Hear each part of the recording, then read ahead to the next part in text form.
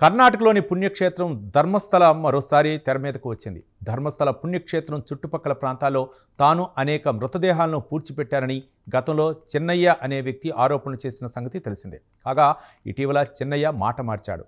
పుణ్యక్షేత్రం పరిసర ప్రాంతాల్లో తాను ఎలాంటి మృతదేహాలను పూడ్చిపెట్టలేదని ఆయన చెప్పుకొచ్చాడు. ఇదిలా ఉంటే చిన్నయ్య ఓ అబద్ధాల కోరు అని ఆయన మాజీ భార్య రత్నమయ్యి ఘాటు ఆరోపణ చేసింది. డబ్బు కోసం ఏమైనా చేస్తాడని కూడా ఆమె వ్యాఖ్యానించింది.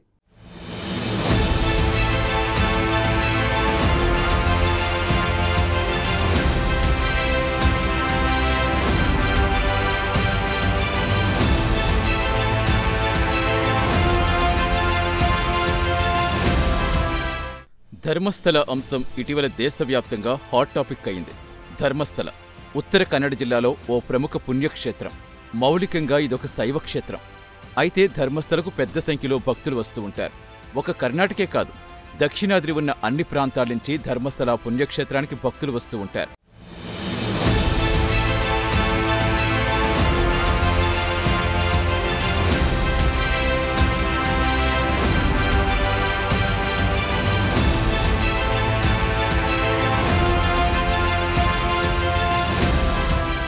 కాగా కొన్ని రోజులుగా ఒక్కసారిగా ధర్మస్థల పుణ్యక్షేత్రం వివాదంగా మారింది.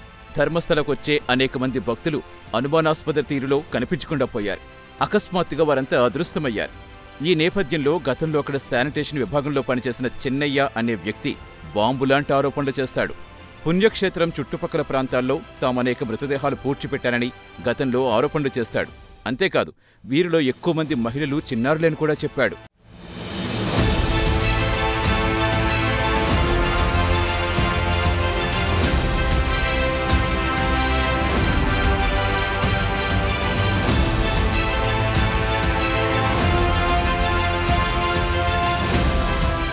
చిన్నయ్య చేసిన ఆరోపణలు కర్ణాటకలోనే కాదు, యావత్ దేశంలో ప్రకంపనలు రేపాయి.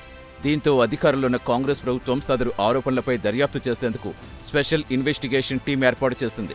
అనేక మంది సీనియర్ పోలీస్ అధికారులను సిట్లో సభ్యులుగా నియమించింది. ఒకవైపు సిట్ దర్యాప్తు కొనసాగుతుంటే మరోవైపు చిన్నయ్య మరో బాంబు పేల్చాడు. గతంలో తాను చెప్పిందంతా అవాస్తవమని పేర్కొన్నాడు. కొంతమంది తనతో అలా చెప్పించారని వెల్లడించాడు. అంటే మృతదేహాల పూడ్చివేతకు సంబంధించి యూటర్న్ తీసుకున్నాడు. అయితే తనతో మృతదేహాలను పూడ్చిపెట్టారని గతంలో చెప్పించిన వారు ఎవరో చెన్నయ్య మాత్రం వెల్లడించలేదు. ఆ రహస్యాన్ని ఆయన బయట పెట్టలేదు.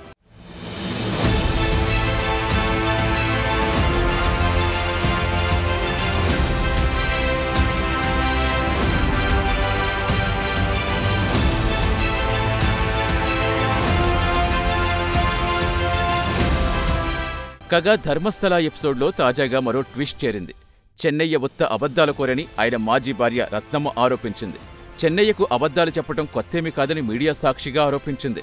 కాగా రత్నమ్మ చెప్పిన దాని ప్రకారం 1999లో చెన్నయ్యను పెళ్లి చేసుకుంది. వీరికిద్దరు పిల్లలున్నారు.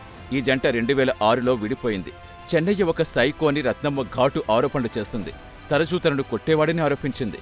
ఒకవైపు శానిటేషన్ విభాగంలో ఉద్యోగం చేస్తూనే ఒక నిరుద్యోగిని చెన్నయ్య కోర్టుకు కూడా అబద్ధాలు చెప్పారని ఆరోపించింది. కేవలం భరణం ఎగ్గొట్టేందుకే నిరుద్యోగి అంటూ న్యాయస్థానానికి అబద్ధాలు చెప్పాడని ఆమె దుయ్యబట్టింది.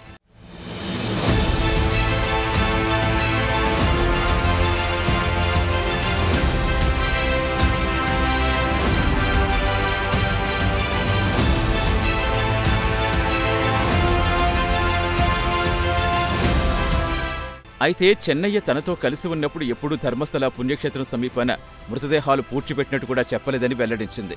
అయితే డబ్బు కోసం ఎవరైనా ఆయనతో అబద్ధాలు చెప్పించారేమో అని సదరు మాజీ భార్య రత్నమ్మ పేర్కొంది. అంతేకాదు, చెన్నయ్యకు డబ్బు పిచ్చి కూడా ఎక్కువేని మరో కామెంట్ చేసింది. కాగా ధర్మస్థలలో ఏం జరిగిందనేది ఇప్పటికీ ఒక మిస్టరీయే.